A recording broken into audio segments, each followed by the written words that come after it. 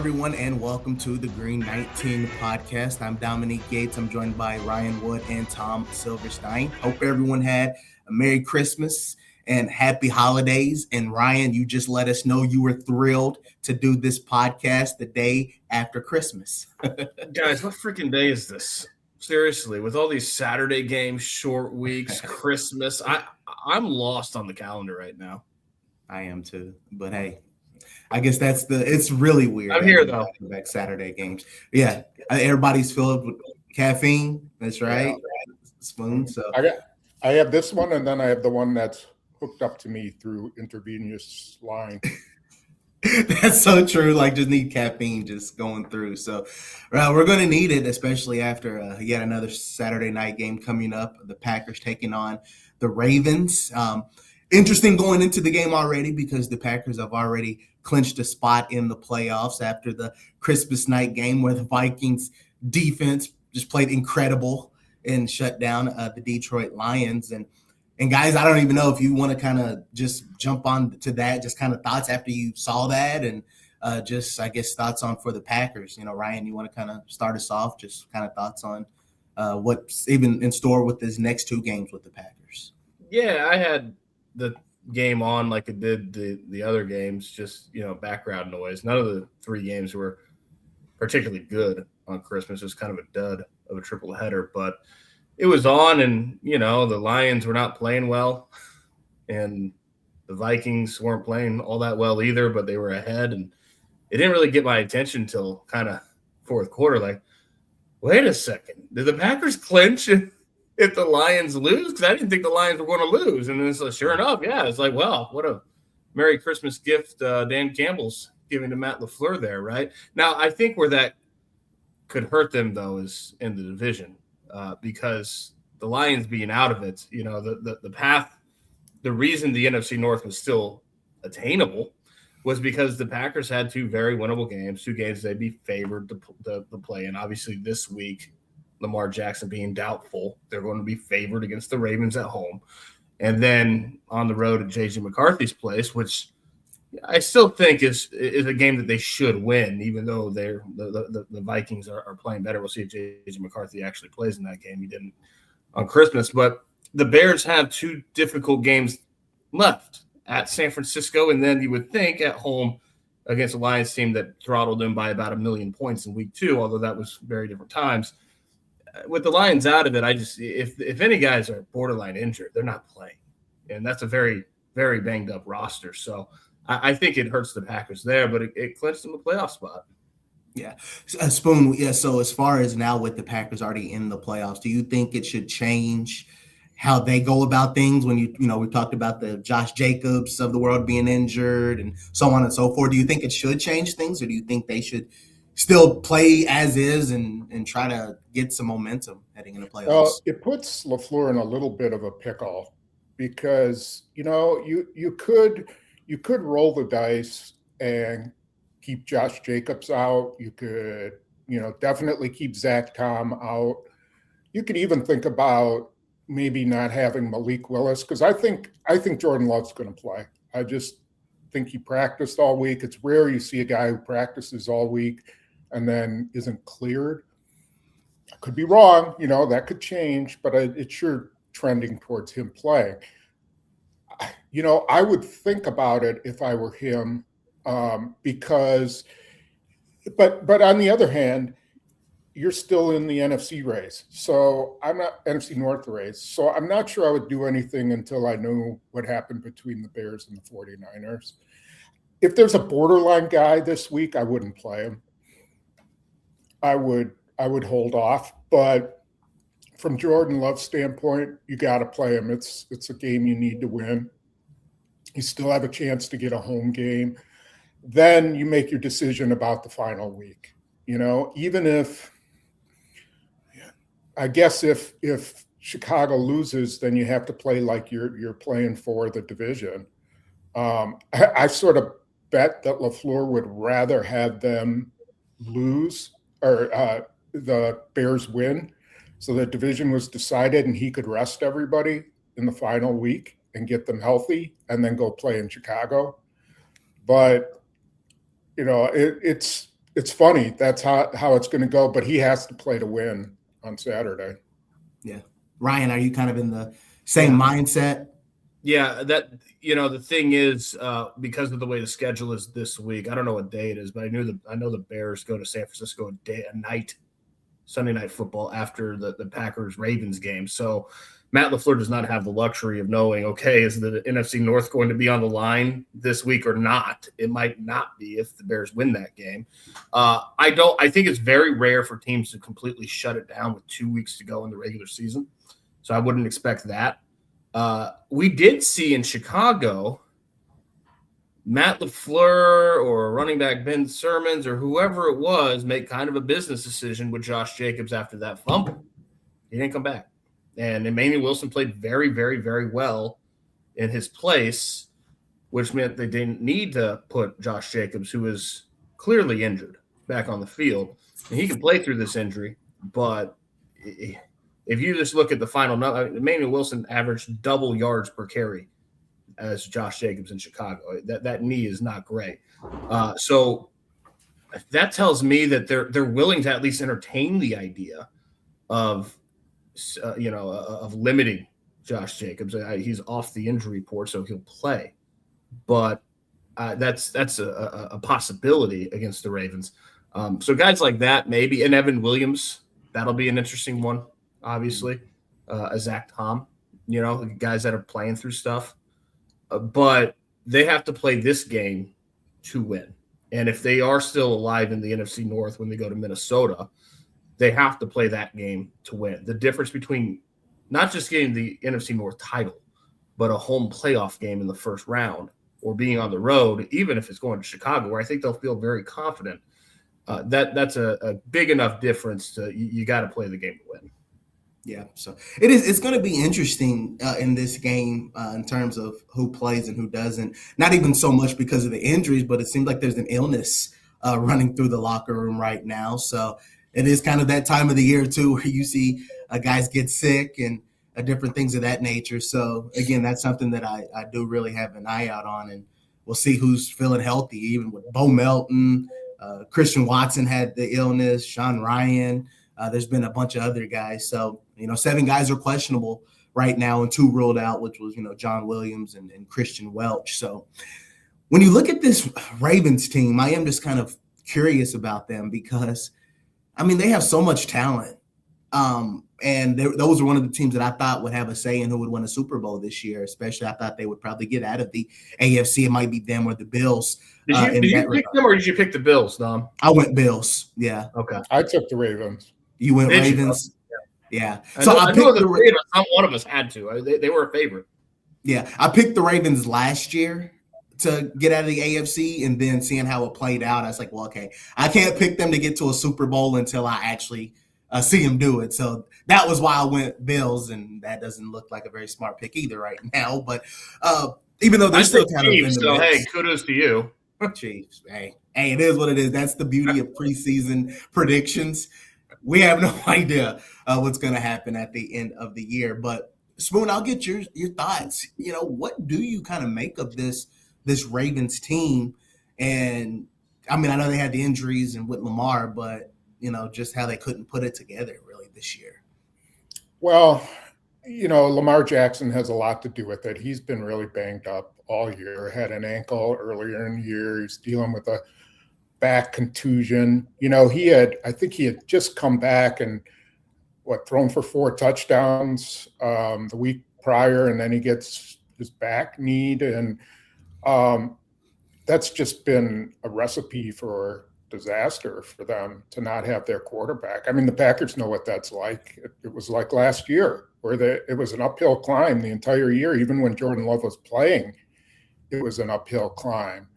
And, they just haven't put it all together. And, I don't know, they have, it seems like they have, a couple of targets that are really good, but in Mark Andrews and Zay Flowers, but DeAndre Hopkins hasn't done much, doesn't get the ball that much. I don't know. I can't put my finger on exactly what's gone wrong with them. It's really hard to say. I don't know why Derrick Henry hasn't been as dominant as he was. He was last week, and then they didn't use him very much. So it's kind of a mystery to me. I don't know. Yeah, Ryan just with Derrick Henry, I think it's the fumbles. Last week's a good example. He had a lot of yards. He's had a lot of yards this season. He might be top 5 in the NFL in rushing. He also is tied for the lead coming into this season with 3 fumbles, and he had a critical fumble week 1 against week 2 against the Bills. He had a critical fumble against the Patriots that really swung that game early. That's the knock on him this year. And I don't, Dominique, has he ever been known as much of a fumbler throughout his career? No, it seems like it just happened the past couple of years. I don't know if it was like after the foot injury and he just doesn't feel himself like how he used to be. But yeah, he hasn't always been a big time fumbler like this. Because to watch him run, he looks a lot like Derrick Henry when he runs, except that he'll put the ball on the ground. And if you're the Packers defense, you have to identify that in film study. You have to come into this game feeling like there's a real chance to do what has been their bugaboo all season, take the football away, and that could be big in this game. That loss that they had last week against the Ravens, against the Patriots, which was a huge loss for the Ravens, that was kind of indicative of their entire season. Like there were spurts where they looked like, yeah, they're the Ravens, the Ravens, and then Derrick Henry fumbles. Lamar Jackson leaves with an injury, another one. And the defense this season has been very pedestrian. They're pedestrian in points. They're downright bad in yards allowed. They're near the bottom of the league. Things that you don't expect from this team, but now it's week 17, and you got to believe who they've spent all season telling you they are, which is just not a very good football team. I mean, that's who these Ravens are. So that the Packers should win this game, but they have to go out there and do it. Yeah, and so especially with Lamar Jackson being doubtful, it'll be interesting to see if he does play, especially because I guess it's a very small chance, but there is a chance for them to get into the playoffs. What the Browns have to upset the Steelers, I believe, in order for the Ravens to make it into the playoffs. So, again, they'll have to not only beat the Packers, but that will also have to happen. It'll have to be an upset.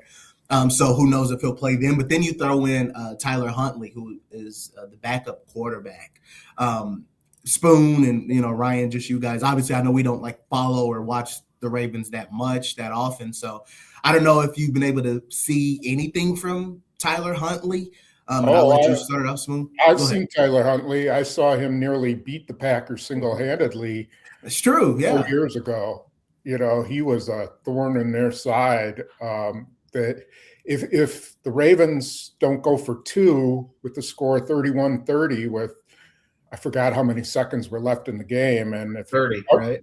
Yeah, and if Darnell Savage doesn't get a hand on this pass that Huntley threw, Packers probably would have lost. Huntley had 2 passing touchdowns and 2 running touchdowns in that game. So they know exactly what he can do, and he's going to be the starter. Lamar Jackson, if you're doubtful, you're done.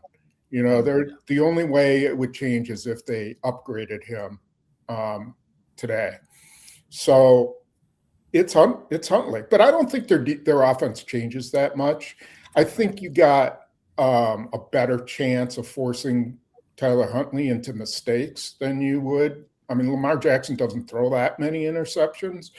I think that's what you have to just kind of switch things up for Huntley. But he beat the Bears earlier this year.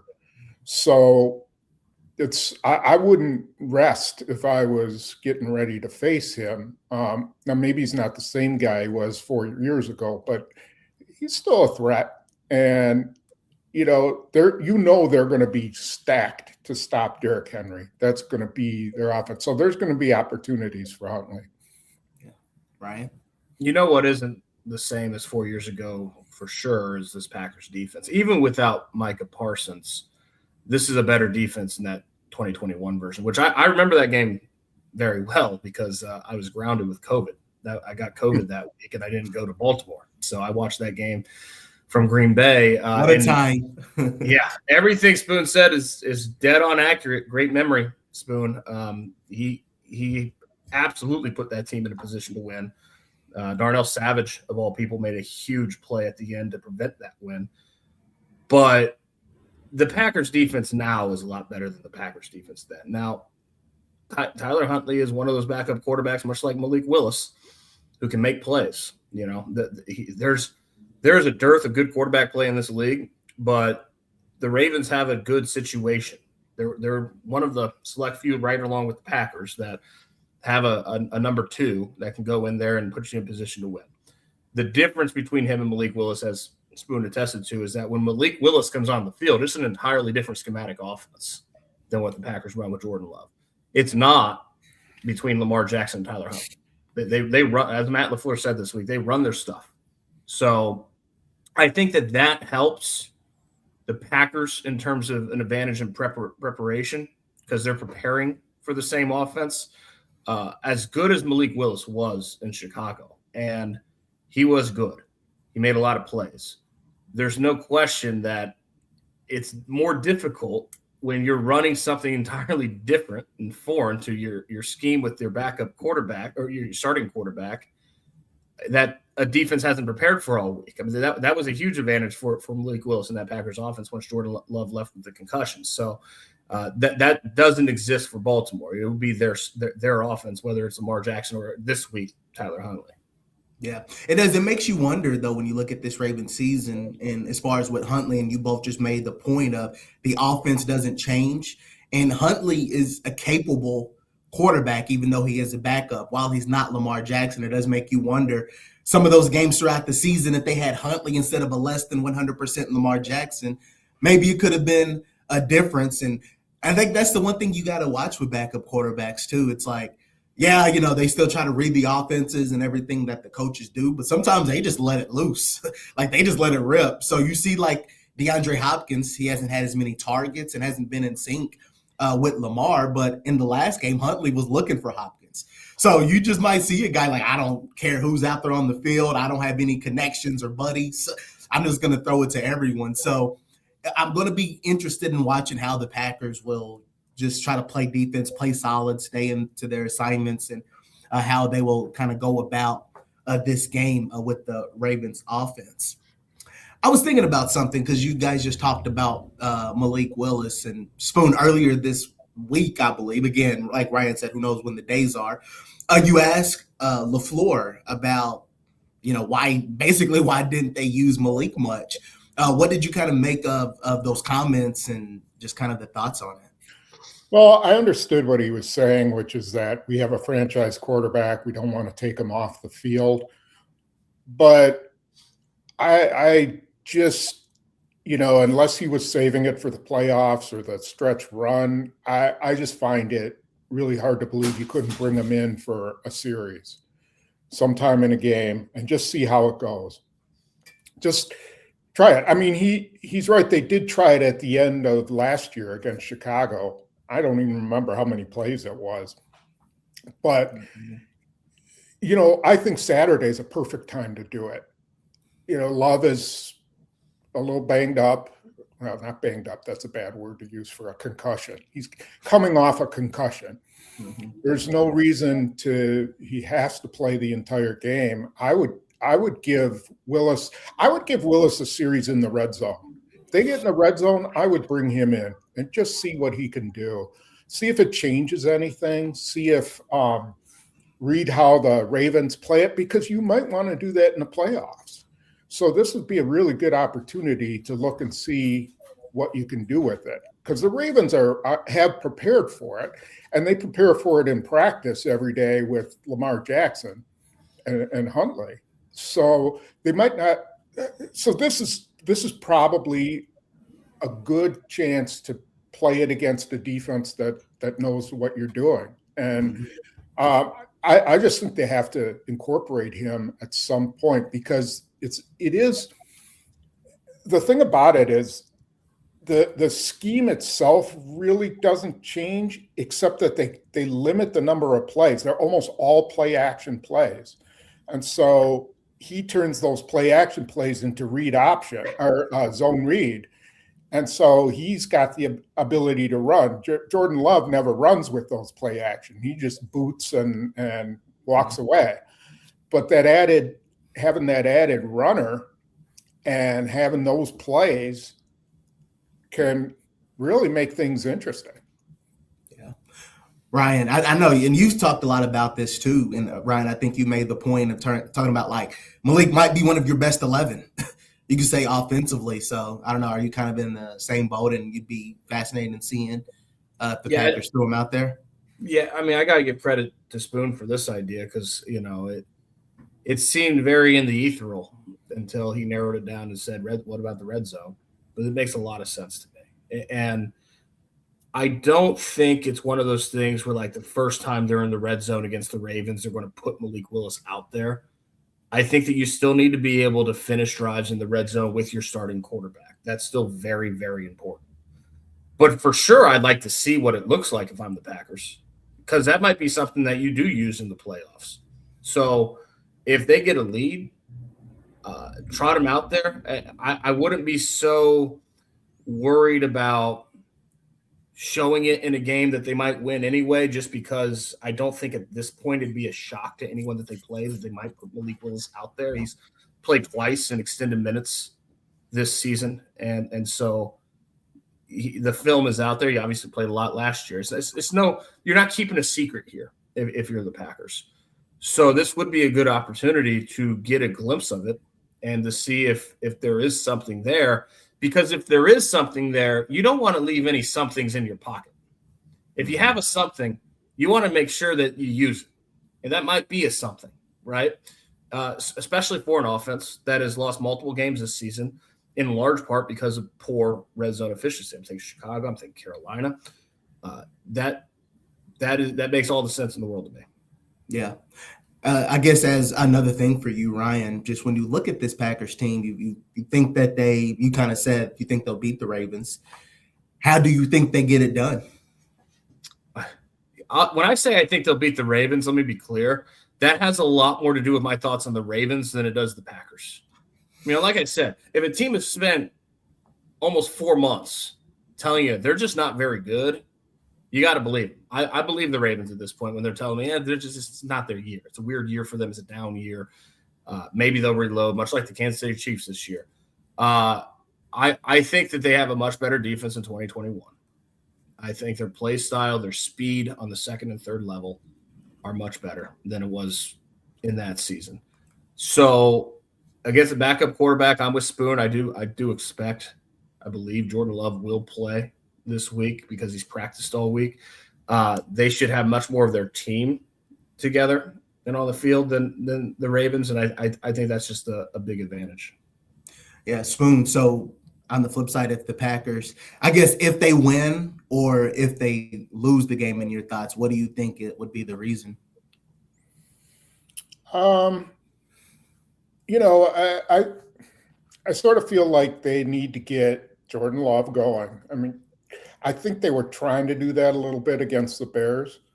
I think they were going to throw the ball quite a bit, and then he got hurt, and they came out, and that game plan changed quite a bit. So, it's not going to be I don't think it's supposed to be terrible out. I would get him involved. I would get him throwing the ball. Maybe not the first 5 plays, or maybe I would get him 5 short plays just to start, and then see if you can build some kind of lead. But he needs to get hot.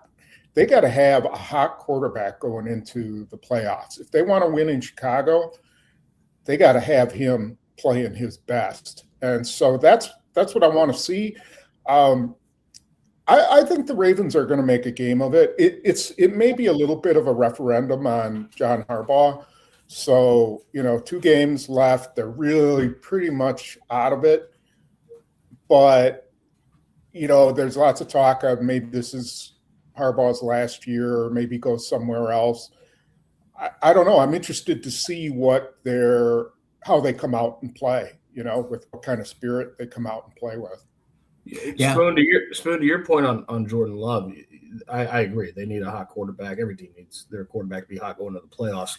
You know what else the Packers need, and this returns to an earlier point, that they also need as healthy, as fresh of a Josh Jacobs as possible. And so, like, the perfect script in these final two games for the Packers is to win both of them while using Josh Jacobs as little as possible. That's the perfect script. What's the best way to do that? You put the game in Jordan Love's hands. You need a running game, but you should be able to feel, if you're the Packers, like you've got the quarterback that can lead you to 2 wins against these two opponents without brutalizing Josh Jacobs these 2 weeks. I think that is, 1A, 1B. Yeah, you need a hot quarterback. You also need a rested, as much as possible, Josh Jacobs. Yeah. To do that, you can't have, your extra tackle whiffing on Austin Booker, or, your right tackle tripping over the right guard and causing a big hit. I mean, they got to protect him. And so that's the danger of it. I would start out with a lot of short stuff, but that's the dangerous side, is that he could still get hit. You'd feel better if Zach Tom was there, but they got to protect better than they did. Yeah, that was something that was interesting, because I even remember Matt LaFleur talking about Jordan Morgan at right tackle. He did some good, but then the play that gets magnified was the trip play spoon that you just mentioned. So yeah, it's going to be fascinating with that. But even Darian Kennard, when they kind of use him in as the blocking tight end role, he's had some mistakes as well. So yeah, again, if they can protect Jordan Love and keep him healthy, and then on top of that, like you said, maybe if it's like a 5 to 6 carry game for Josh Jacobs and Emmanuel Wilson is able to kind of do what he did in Chicago, you should feel better about it, especially if they're able to win. Finally, special teams that have not been so special. Rich Bisaccia talked to the media this week, and he was asked about Romeo Doubs on the onside kicks and the return. I guess, what do you guys make of those comments? And Spoon, you can start it off. Just, what do you make of the comments and what Bisaccia said as far as what Doubs? He addressed the Romeo Doubs play, the onside kick, and he gave an interesting stat, which I didn't keep, which is that they've had 11 onside kicks in his tenure, and they've recovered 10 of them, and Doubs had recovered 8 of them. So, I wasn't aware of that, and that's pretty good. They say I forgot what the percentage is, 5% of recovering onside kicks or something like that. So he's at 10%. I don't know. You've trusted him. If he practices it and he fields them all the time, Leroy and I talked about this a lot. We both thought that Matthew Golden would be a better option there, just because he has the best hands on the team, I think. But, if Doubs has a track record, then I guess I'd probably stick with him. And that's what Bisaccia said, that they're going to definitely stick with him. Good luck. We'll see if it comes down to that again. Yeah. Does the rookie thing at all give you pause in that moment with Matthew Golden? Not with Matthew Golden. He's kind of plays beyond his years. He doesn't look like a scared rookie ever.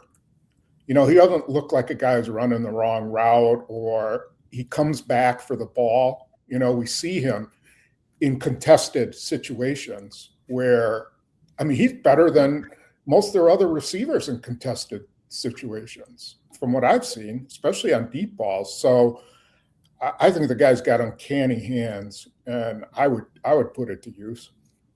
Yeah. Go ahead, Ryan. Yeah. No, I tend to agree, which, this leads to a larger point in the offseason, but they have to figure out a way to accelerate and fast track Matthew Golden's development next season. Whatever they do at that position, Matthew Golden has to be in mind, because he is a first-round pick, and this has been – injuries have been a big part of it too, but in large part this has been a wasted rookie year for him. it's tempting for me to wonder if the Packers just don't have the infrastructure to develop rookie receivers to a point where they can be significant contributors right away, because it hasn't happened a lot. But then Jaden Reed 2023 happened. So, I can't say it's that. I don't know what it is other than the injuries, but injuries are not completely to blame for why this rookie season has gone this way for Matthew Golden. They have to figure out a way, not just to keep him healthy, but for him to be a very significant contributor in the 2026 offense. I think as far as the onside kick goes, first of all, the difference between 10% and 5% is massive on that play. Like, this is the most automatic play in football. It needs to feel automatic. When it doesn't work in a massive moment, I don't want to hear about the other 10 times it did. Like, that cost you a game. That's a huge play. I think the Packers view it as Romeo Doubs and not Matthew Golden has the best hands on their team. Because of that, I don't expect him to move from that spot. I think they firmly believe that it's Romeo Doubs that they want in that situation. And I think I expect them to be stubborn in that belief. So we'll see what happens if there's another onside kick. I think that Romeo Doubs is there and he should get the ball. But if you have a failure of that magnitude in that moment, it outweighs the other 10. Like that is a big problem. And special teams as a whole, Matt LaFleur, I asked him, I think it was Sunday, the day after Chicago. They're 3 plays away from being 12-2. Now that means nothing because good teams make those plays. That's just the way it is. They didn't make those plays. They're not 12-2. But Matt LaFleur feels like those 3 plays cast a dark cloud over everything else that has been good. And there's some good here. They fixed the kicking game. The punting situation is in very good shape. The coverage units have been very good this season. But if you're the Packers and you're looking at the pieces you have, Brandon McManus is a veteran kicker who, when healthy, has kicked very well for you. Daniel Whelan is an ascending punter in this league. Coverage units, while important to be good there, is also something you should expect to be good there. If you coach it right, teach it the right way, have the right guys, you should be good covering punts and kicks. Matt LaFleur feels like the overwhelming good is more significant than the 3 really killer plays that they've had. I'm not sure that's so true. I think if you have the pieces that you do for this team, you should be better than this at special teams. And I do think at a certain point it becomes a referendum on Rich Bisaccia that they have not been. Well, yeah, I mean, that's the biggest thing. No unit is perfect. We get that. Offenses are going to make mistakes. Defenses are going to make mistakes. But I think, this is for every unit. When it's crunch time, when it's winning time, when we're counting on you, more often than not, the special teams have been held up on their end of the bargain, whether it was in Dallas or in, Cleveland. The defense kind of did its job, but there's just so many of those moments where this hasn't been done. And it is funny. I'm fascinating in those 10 games where Doubs recovered those onside kicks. I wonder if they were any game like Browns for first place. For the Bears, first place in the NFC North on the line.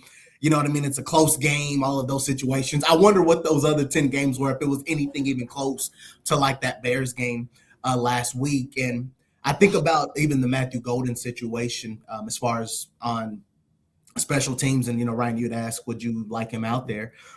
I think partly, too, what would help him was because he's already played on punt team. So he knows how to field the ball and he can catch it and he uses his strong hands. Like, he wasn't pulled off punt team because he was dropping the ball or anything like that. It was just more decision making. So I do wonder if he was like in that onside kick in that situation, would he have known to go towards the ball, extend your hands, and then pull it in? So, Spoon, is there anything that you wanted to add at all? Well, I'm not letting special teams off the hook. They've been bad. But this team as a whole on both sides of the ball, offense and defense, has not been clutch at times. They couldn't finish in Dallas. They couldn't finish. They still had a chance to stop the Cleveland Browns at the end of that regulation in that loss. They couldn't, they couldn't stop Caleb Williams on 2 drives. They had him a 4th and 4, and they had him dead to rights if they play it right. Mm-hmm. They have a sack maybe even, and they don't finish it. So, I can't point to – you could point to special teams as definitely losing the games with the block kicks. But there's also so many plays where the defense and offense failed that, their record is pretty much what their record should be based on how they've been. Yeah. So, guys, as we wrap this up, any final words, final thoughts, or something that I didn't bring up? Ryan, any closing remarks? No, I don't think so. This will it really took a lot of juice out of this game not having Lamar Jackson and playoffs already sewn up. There's a little bit of juice there with the division, especially not knowing what Chicago, San Francisco is going to be the night after. But this is a game that could have a lot more juice, and we'll see if the Packers play to that or not, right? Like, there is something still to play for. So do they feel satisfied with just being in the playoffs, or do they still go out there guns blazing and wanting to finish the season strong with the potential that they could make a comeback in the NFC North? I think that'll be interesting.